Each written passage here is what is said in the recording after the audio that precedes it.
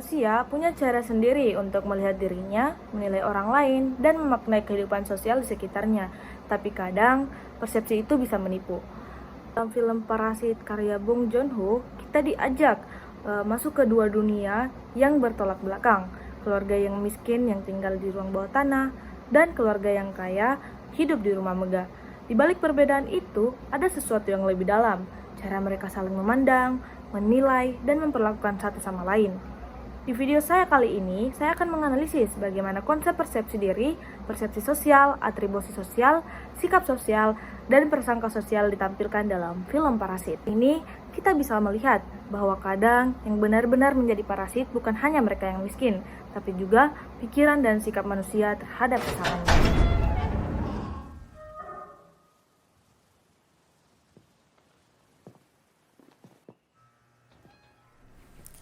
Kiwo asalnya hidup dalam kemiskinan ekstrim.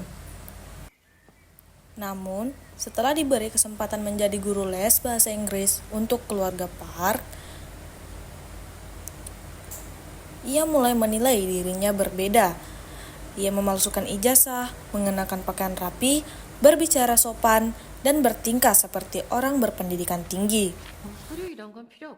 Perubahan ini menggambarkan persepsi diri, yaitu bagaimana seseorang menilai dan memahami dirinya berdasarkan pengalaman dan interaksi sosial. Kiwo mulai percaya bahwa dirinya pantas hidup di lingkungan orang kaya, dan identitas lamanya bisa dia tinggalkan. Persepsi diri ini berkembang dari keinginan untuk diakui secara sosial dan terbebas dari kemiskinan yang mengekangnya.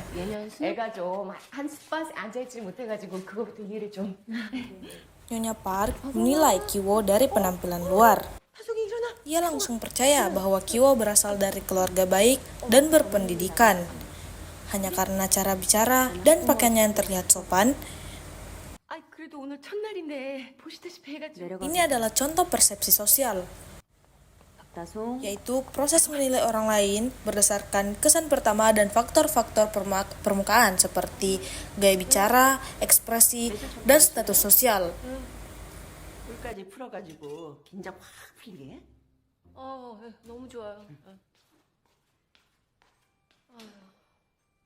다송이한테 무슨 일이 있었나요, 1학년 때?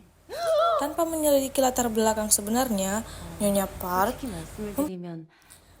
mempercayai seluruh keluarga Kim untuk bekerja di rumahnya.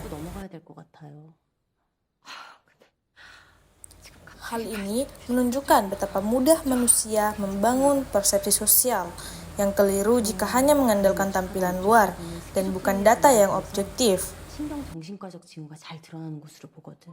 저거 똑같은 거! 저거 그거죠? 아, 네, 맞습니다. 같은 존의 비슷한 형태, 이제는 보이시죠? 나는 저 나성이 그림을 밥 먹을 때마다 매일 봤는데 어제 그 생판 아무것도 모르고 그죠? 아, 진정하세요. 침착하자. 어제 비 왕창 온 덕분에 이게 다 그치. 뭐 그 덕에 캠핑 나가. 그러니까. 비 안 왔으면 어쩔 뻔했냐고요.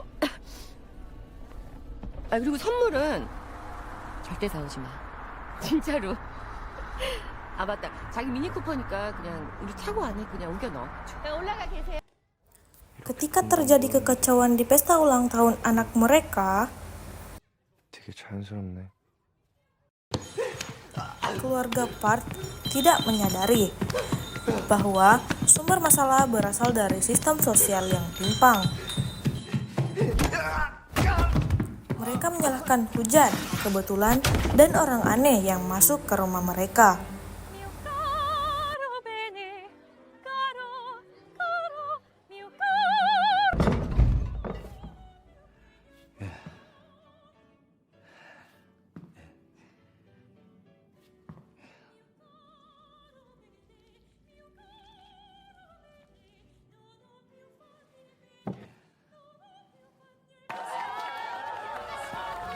Ini menggambarkan atribusi sosial, yaitu cara individu menjelaskan penyebab perilaku atau peristiwa baik karena faktor internal maupun eksternal.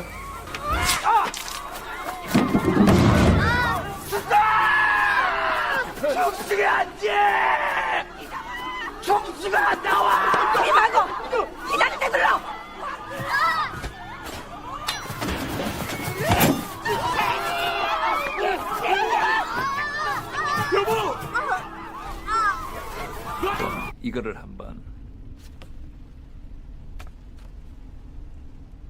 더 케어? 뭐죠 이게? 예, 저도 최근에 알게 된 업체인데 뭐라고 해야 되나 이게 멤버십 위주로만 운영이 되고요. 안녕하세요. 더케어 시니어 어드바이저 여명선입니다. 네네. 거기가 더케어 본사 맞죠? 네네. 전현자가 사기를 쳤어도 대사 관련인데 전현이. 보이스도 참 좋지. Setelah berhasil menyusup ke rumah keluarga Park, 얘기 들어보니까 완전 회원제라고 하던데요. keluarga Kim mulai menunjukkan perubahan sikap sosial mereka. 그럼 어떻게 해야 되는 거죠? Mereka mulai meniru 몇 가지 perilaku 서비스를 좀 kelas 드리고 atas. 싶어야 되는데, 혹시 지금 메모가 가능하실지. 가족관계 증명서, 신분증 사본, 소득 확인용으로 소득 증빙 서류, 바로 열고 토지 대장 등. 토지 대장이요? 아 예. Duduk di sofa empuk, minum wine mahal, dan berbicara dengan nada berwibawa seolah rumah itu milik mereka. 스마타. 케빈 쌤도 많이 드세요. 예. Sikap ini bukan sekedar permainan peran, tetapi bentuk adaptasi sosial yang dipengaruhi oleh situasi dan lingkungan. 들어오지 마요. 네.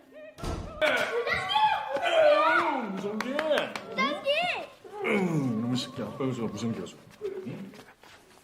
다송이 너 수업 중에 나오면 어떡해? 왜 그래? 왜 이래 또? 다승이 그만. 똑같다. 둘이 냄새가 똑같아. 뭔 소리야? 빨리 올라가긴 해. 제시카 쌤 기다리잖아. 제시카 쌤한테서도 비슷한 냄새가 나는데. Sikap sosial menggambarkan kecenderungan individu untuk merespon sesuatu secara konsisten, baik secara kognitif, afektif, maupun perilaku. 따로따로 돌리란 말이야. Dalam konteks ini, keluarga Kim memperlihatkan bahwa sikap bisa berubah drastis ketika posisi sosial seseorang berubah. Mereka mulai menikmati peran baru sebagai orang kaya, meskipun hanya sementara. 아무튼 우리가 이런 고민을 하고 있는 것 자체가 이게 얼마나 행복한 고민이냐 이 말이지. 그쵸. 아니 그 경비원 한 명만 뽑아도 말이야. 그 대졸자 4년제. 오늘도 잘 먹여주시고 재워주시고. 리스펙트! 뭐 맨날 이러고 있는 거야? 그러지. 감사 인사를 아예 단어째 올려보낼 때도 있고. 쟤는 어째? 센서가 지멋대로야.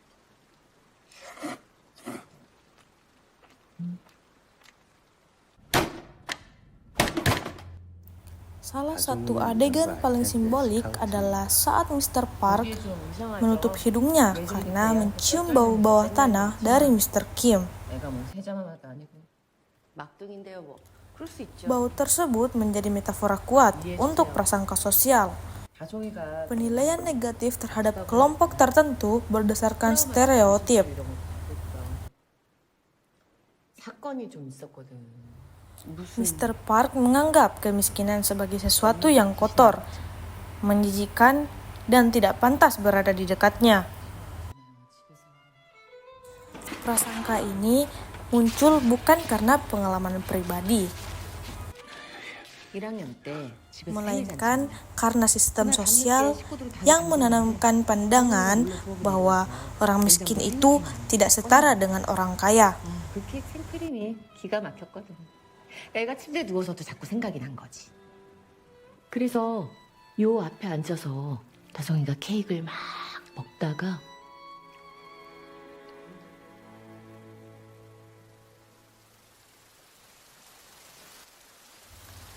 Adegan ini menggambarkan bagaimana prasangka bisa memengaruhi hubungan antar individu hingga akhirnya berujung pada tragedi. 애를 키우면서 애 경기나는 거 본 적 있어요? 아니요. 그게 I wanna show you